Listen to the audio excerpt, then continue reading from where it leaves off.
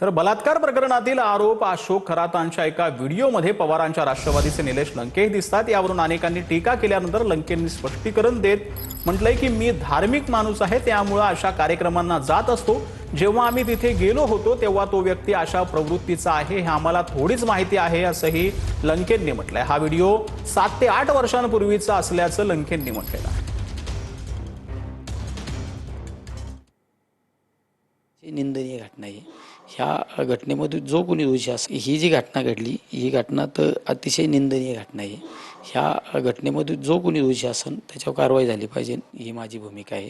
पण आम्ही एखाद्या कार्यक्रमाला जात असतो, त्यामुळे आम्हाला असं माहीत नसतं पुढल्या कार्यक्रमाला, एखाद्या कार्यक्रमाला आम्ही जातो तो माणूस कुठल्या प्रवृत्तीचा आहे। दुपारी मला माझी एक प्रेस झाल्यानंतर मला काही लोकांनी व्हिडिओ दाखवला, असा व्हिडिओ आहे।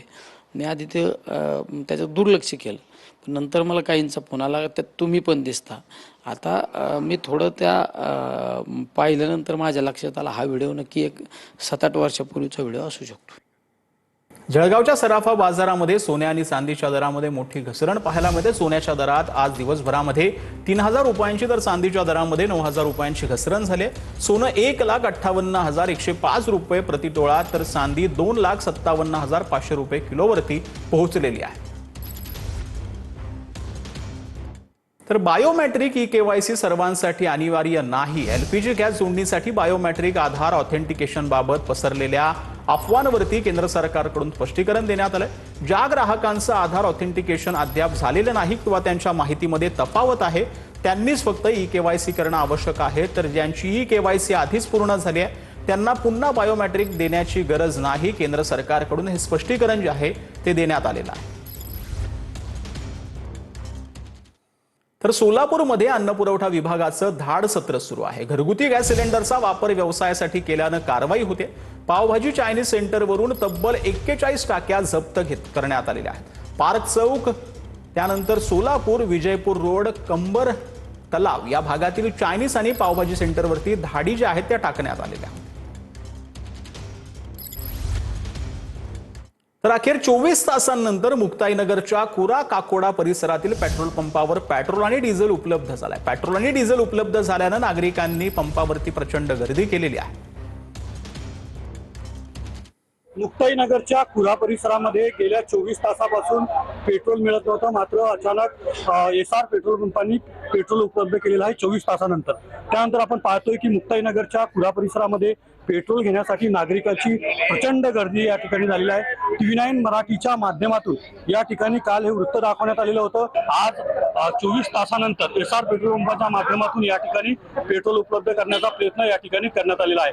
त्यामुळे नागरिकांनी समाधान व्यक्त केल्याचं चित्र निर्माण झालेलं आहे। कॅमेरा पर्सन मंगेश ढोलेसह रवी गोरे, TV9 मराठी, मुक्ताईनगर, जळगाव। तर लोणावळ्यातील हॉटेल व्यावसायिक अडचणीत सापडलेले आहेत। व्यावसायिक सिलेंडरची टंचाई निर्माण झाल्यानं अनेक पदार्थ मेन्यूमधून वगळण्यात आले।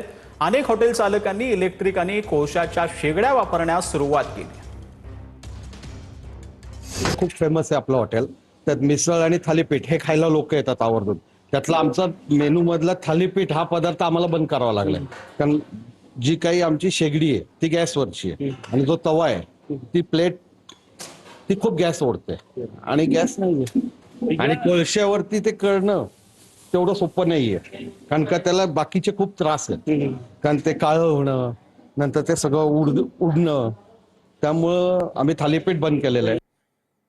तर गॅस टंचाईमुळे कोल्हापुरातील शिवभोजन केंद्र संचालक चांगलेच अडचणीत आलेले आहेत। व्यावसायिक गॅस सिलेंडर मिळत नसल्यानं शिवभोजन केंद्रावर चुलीवर जेवण बनवण्याची वेळ आली आहे। तर 8 महिन्यांपासून केंद्र चालकाचं अनुदानही थकलेलं आहे। यामुळे शिवभोजन केंद्र चालक चांगलेच अडचणीत आलेले आहेत। महिला चुलीवरचं वगैरे जेवण करायची सवय मोडलेली आहे, त्यामुळं महिला जेवण करायला चुलीवरती तयार नाहीत।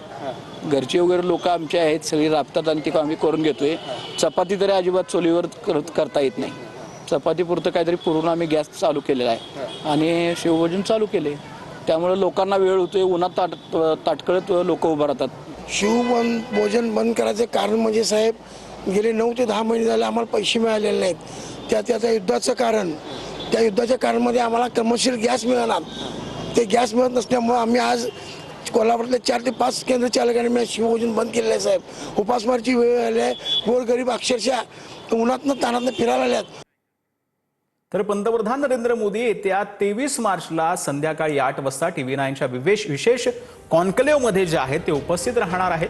या कार्यक्रमामध्ये पंतप्रधान मोदी देशातील महत्त्वाच्या विषयांवर आणि भविष्यातील विविध जिजनवरती भाष्य करण्याची शक्यता जी आहे ती वर्तवली जाते.